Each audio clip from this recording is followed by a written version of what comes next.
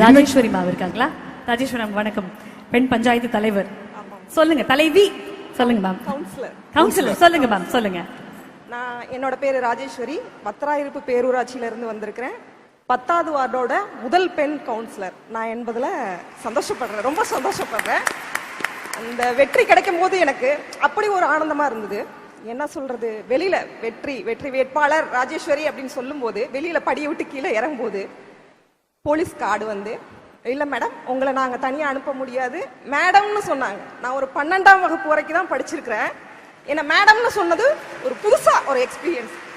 அப்படி ஒரு சந்தோஷம் இருந்தது. மேடம் சொல்லும் போது யாரையோ கூப்பிடுறாங்க அப்படின்னு சொல்லி நான் திரும்பி பார்த்தேன். என்னோட வீட்டுக்காரு, உன்னதாம்மா கூப்பிடுறாங்க, உனக்கு தான் ரெஸ்பான்ஸ் கொடுக்குறாங்க, என்னன்னு கேளு அப்படின்னாங்க. மேடம் உங்களை நாங்க தான் உங்க இருப்பிடம் வரைக்கும் கொண்டு போய் விடுவோம், நீங்க எங்களோட தான் வரணும் அப்படின்றத அவங்க சொன்னாங்க. இல்ல சார் நான் என்னோட வீட்டுக்காரோட போறேன் அப்படிங்கும் போது, இல்ல மேடம் இது எங்களோட கடமை, நாங்க உங்களை கொண்டு போய் உங்க வார்டுலே கொண்டு போய் நாங்க விடணும் அப்படின்றத சொன்னாங்க.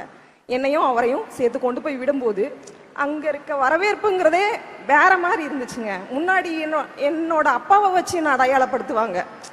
எங்க அப்பா எக்ஸ் சர்வீஸ்மேன், அவரோட பொண்ணாதான் என்ன சொல்லியிருக்கிறாங்க.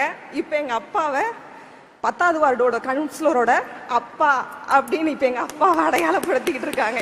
என்னோட அப்பாவை அவர் அடையாளப்படுத்திக்கிட்டு இருக்காங்க. என் பொண்ணுங்க போனாலுமே எங்கேயாவது போயிட்டு இருந்தாலுமே கவுன்சிலரோட பொண்ணு போகுதுங்க, 2 பேர் போறாங்க பாருங்க அப்படின்னு தான் சொல்லுவாங்க. அது எனக்கு ரொம்ப பெருமையா இருக்குது.